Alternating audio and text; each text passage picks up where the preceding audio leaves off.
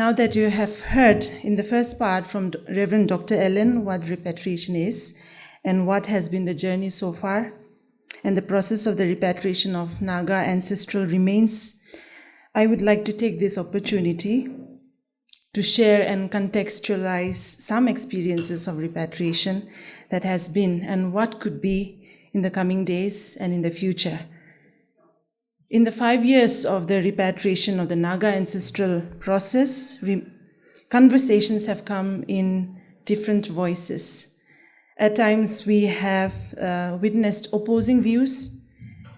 These conversations have played an important role in helping us to understand the need for healing and wholeness, themes that underline the FNR RAD's commitment towards repatriation for the Naga people.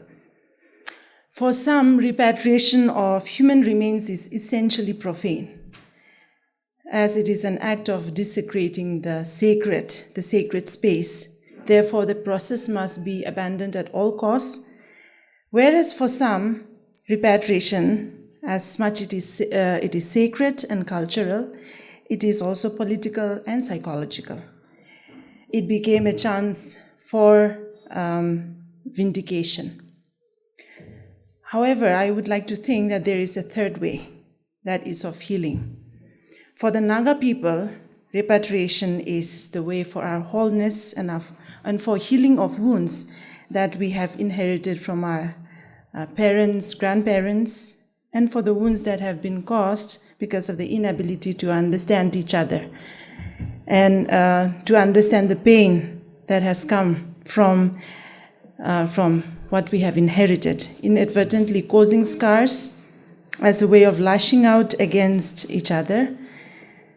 So the journey of bringing back our family members, the Naga ancestral remains, has also been wrought with contentions. Some Naga voices oppose, while others support it. As I thought over these disagreements, I asked myself why there is such vehemence in bringing back or against bringing back our ancestral remains to the rightful home for their resting place. I kept asking myself, is it against the Naga way? However, I must admit that when I first heard of the Naga repatriation, there was a certain numbness within me. I could not process or develop any emotional connection to it. I did not really care for what the journey would entail. And so in all honesty, I believe this is how many of us, or almost, many of us are still feeling, especially those of us who are yet to reconcile or come to the terms with the idea of repatriation.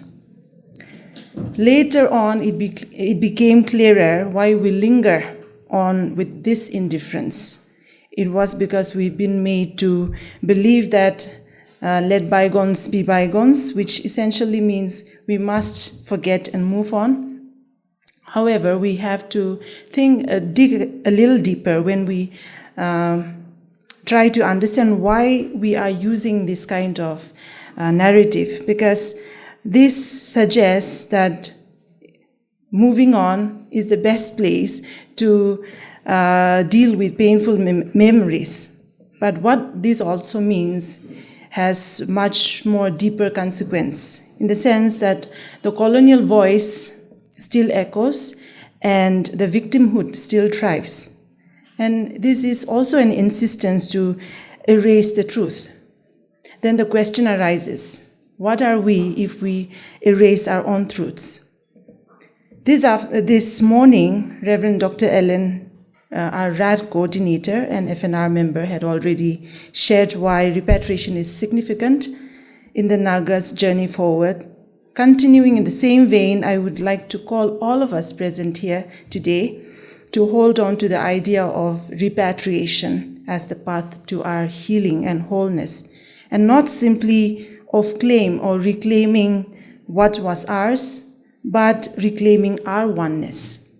In the recently held September dialogue on the 6th of this month, Dr. Akam Longchari, FNR member, in his closing statement remarked, wholeness for the Nagas cannot have inside and outside, but as a whole.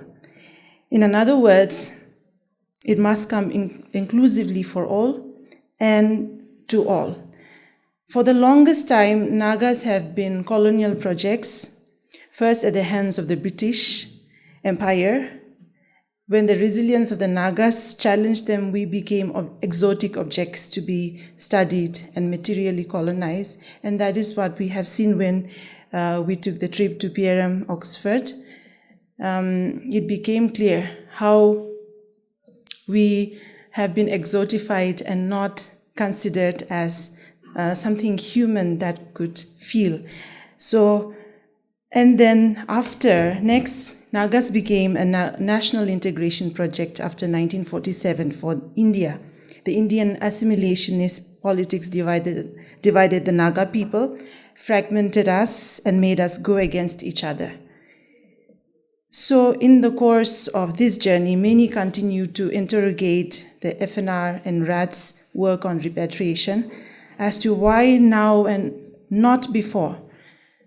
Professor Aukotong Longkumar, fellow RAD member, succinctly puts it, I quote him, focusing on hope that the Naga nation will come about, hope that ancestral remains will be returned and understood, requires slowing down and listening. This is the journey of our wholeness and healing.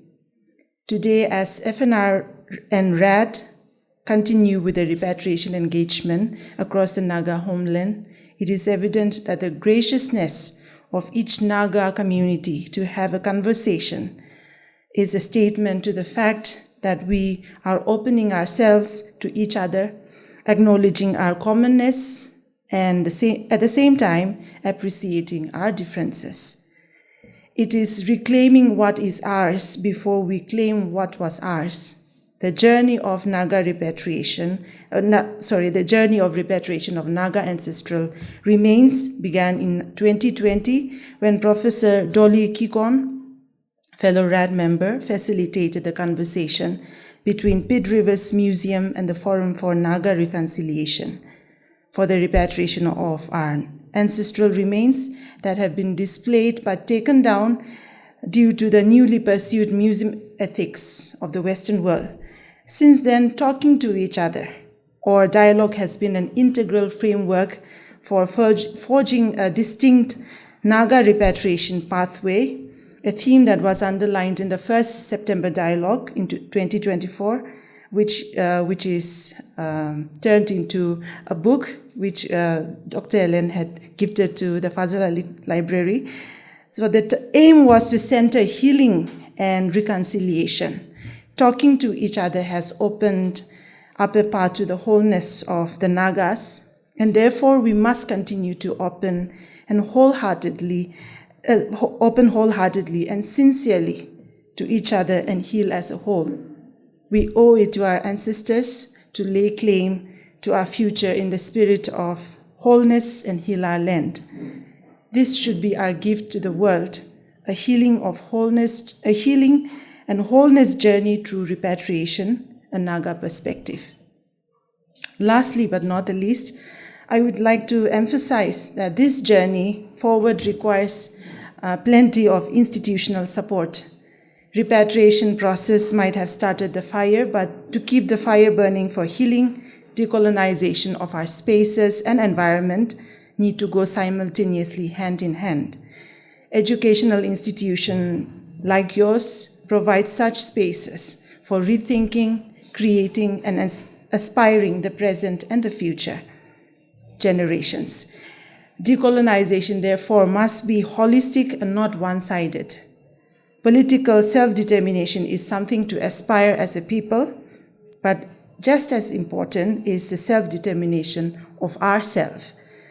It must be nuanced, starting with how we think, how we approach our space and environment. Only then our cultural identity and materiality would follow organically.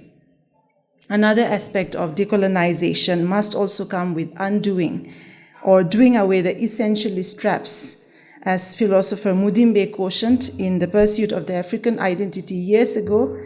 This is how we come back to the idea of wholeness of the Naga people through open and accommodative dialogue between all intersections in our homeland. With this, I'd like to end my sharing